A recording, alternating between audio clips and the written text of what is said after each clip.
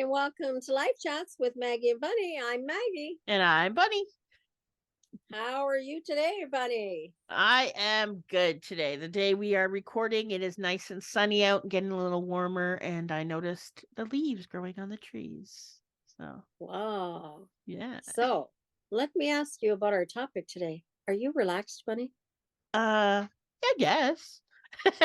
Because that's our topic for today. How do you relax?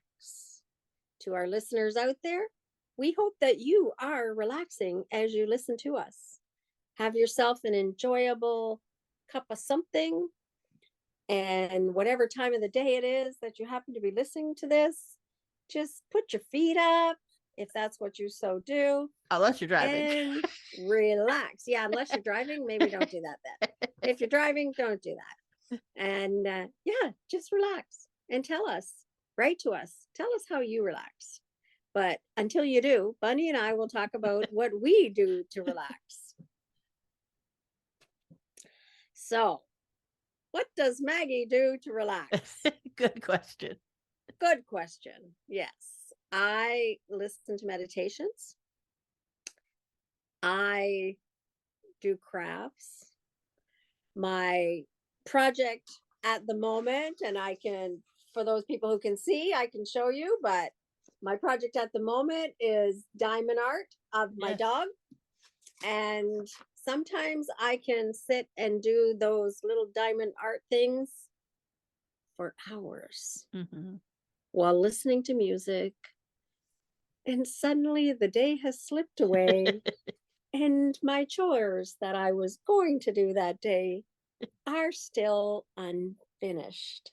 They're just on tomorrow's to-do list. I think that means I was relaxing because I just pushed that to-do list to another day and carry on. What else do I do to relax? I go for walks. I like going and sitting by the water and just watching the water move. Sometimes that puts me in a state of relaxation. Sometimes I'll go for coffee and sit in a coffee shop, watch people. Yeah, people watching is a good one. People watching is a good one. I like to go on vacation to relax. I especially like to go on vacation just in case my husband is listening to this podcast. I especially like to go on vacation with my husband because I get his 100%. Well, no, not really, because I never get 100%. I get his undivided attention for a while when we're on vacation because he doesn't have as many distractions. I'd like to say he turns his phone off, but he doesn't. So that's why I never get the 100% attention. I do if the phone doesn't ring. Yeah. But we're doing things that we like to do. And work is somewhat off in the distance, even though it may still come about. But yeah, I like doing that to relax. I like vacations.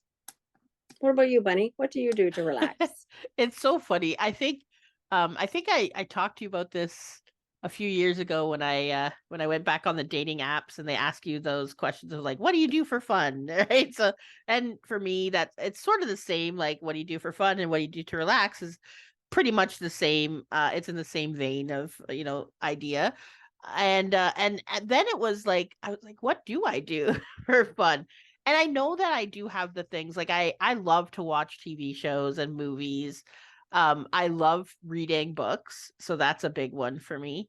I do spend a lot of time on my porch, on my front porch, and this kind of helps me. Like I get to watch the squirrels, bunny rabbits, cats, people walking their dogs, cars driving back and forth, the birds, going to sleep and waking up or making nests or those kind of things. I like to go for drives for walk or for not for walks. I was gonna say I like to go for drives for relaxation. Walking to me isn't as relaxing. It's usually like a necessary thing, so to get somewhere. But I do know there are a lot of people like our friend Anne who loves to go for walking and hikes. And I do see a lot of people who hike up mountains. One of my Facebook friends right now is out east, or no, out west, at the Rockies, and she's hiking. But some people, like, she hiked for 3 hours to like get to this summit, you know, and then like, and then, well, first of all, I'm afraid of heights, so I probably wouldn't go that high. But she like goes up there, takes a few pictures, says, "Oh, this is beautiful." And then you can hear the video where she actually asks her daughter, "Do you want to go to the next peak or should we go back down?" And I was like, "Oh my goodness, like you've already walked for 3 hours." So like that kind of stuff is not like on the top of my list, but a lot of people do find that fun. Um I do love to go. I live in Niagara Falls. We live in the Niagara region. I was gonna say I live in Niagara Falls. I'm pretty close to the falls itself. So actually sitting and watching the falls is quite, and listening to it and just feeling the energy that's there is quite relaxing to me. I do art as well. So I do multitudes of different, I do cross stitching, crocheting, coloring books. I sing. I like to do that. Um, I like to watch my friend's band play live music out at bars. That's fun. Um, chit-chatting with friends. I watch a lot of TikTok, social media. So yeah, that's kind of cool. But I think all of those things, I actually started realizing while you're talking that I built my life around a lot of relaxation things, you know, that's I don't know, that's good. I really like that I've been doing that. Taking naps is relaxing too, laying down, shutting out the world. And all of these things I found are my ways of meditating. Mm-hmm. So I'm not so great with the silent meditation, or even sometimes the guided meditations, because most guided meditations ask you to visualize. And since I experience aphasia, which I can't actually visualize things in my inner sight, in my inner mind, I don't see the things. So it's harder to do it that way. I have to find different types of meditations and different ways to do it. So these things where I get lost, like you said, I get lost in the crocheting or the cross stitching or the coloring or the crystal art, which is also something I've been uh, doing lately. When I get lost in those, it could be hours where I didn't even get up to go to the bathroom or to eat food or anything. So yeah. Mm-hmm. Yeah. And now let me ask this question. Mhm. Does the things that you do to relax change if you're stressed? Like, what do you mean by that? Like, do you mean Like I, for example, and I can only authentically share me because that's who I am. right? I sometimes have experienced anxiety attacks.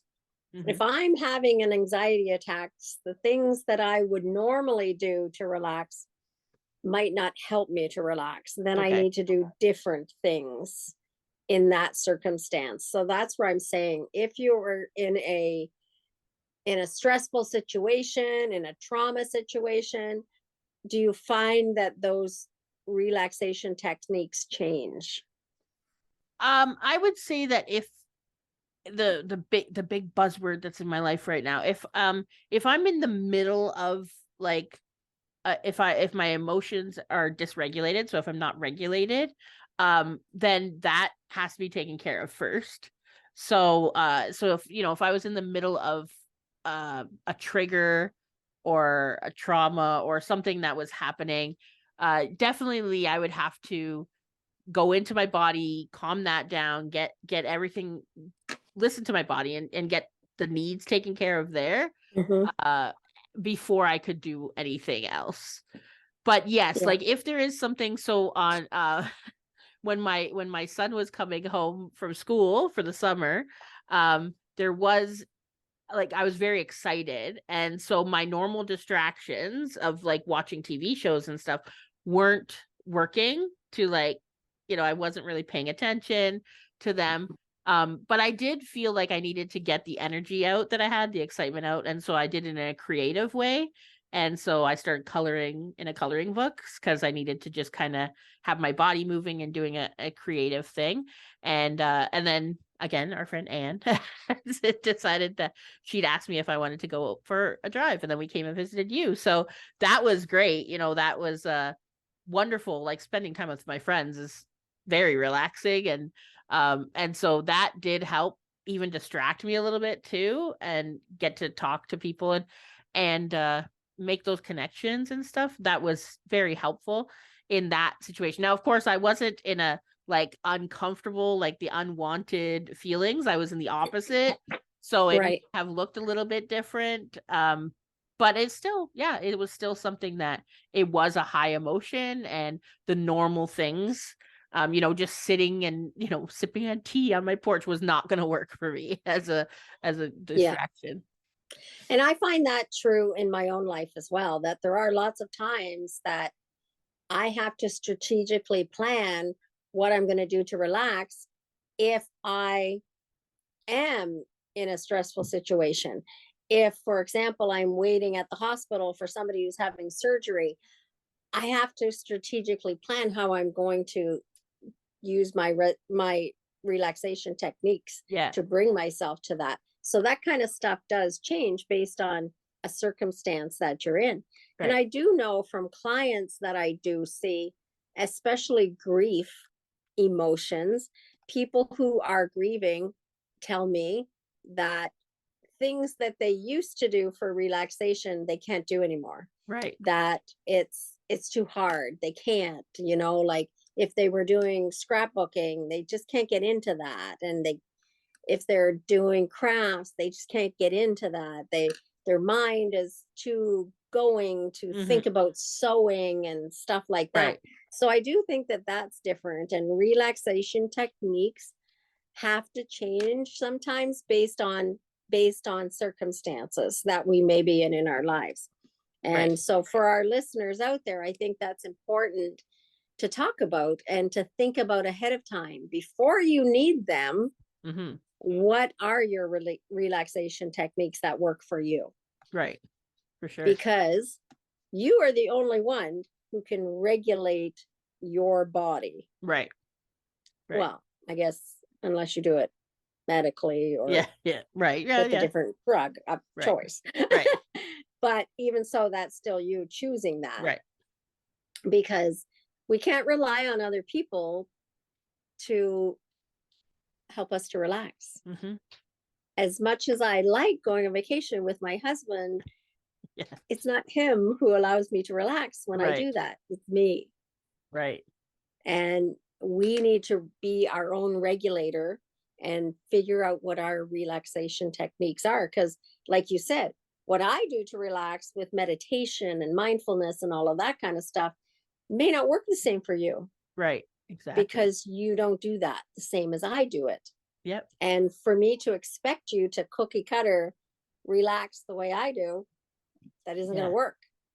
I mean, you can get ideas from other people, like you said, but but it's not always going to work for you. So it's good to like kind of broaden your horizon too. You can even look up things online. There's a lot of different things. I know that the one, I think we learned it through John Shearer, the 5, 4, 3, 2, 1, like the find 5 things that you can see, 4 things you can hear, 3 things you can touch. I can't remember all the things, the taste and smell.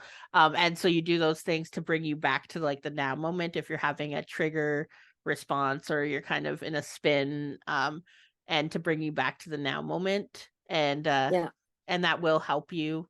That helps like regulate your emotions and ground you and bring you back into your own body. Because sometimes when we're out of being regulated, we're not even present.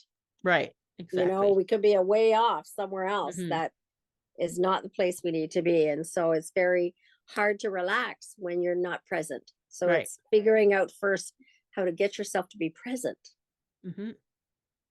so that you can relax. Right. Absolutely. So taking care of your bodies, your emotion, those are the first things. And then after that, relaxing. So that's kind of what we have to say today about relaxing. Bunny, your turn to tell people how to find us. Yeah. So like always, you can find us on Facebook. on our Facebook page, on Spotify, on YouTube, and everywhere else where you can listen to podcasts. You can also email us at adaboveandbeyond@gmail.com or visit our website at adaboveandbeyond.com. Thanks for joining us today. Thank you. Bye. Bye.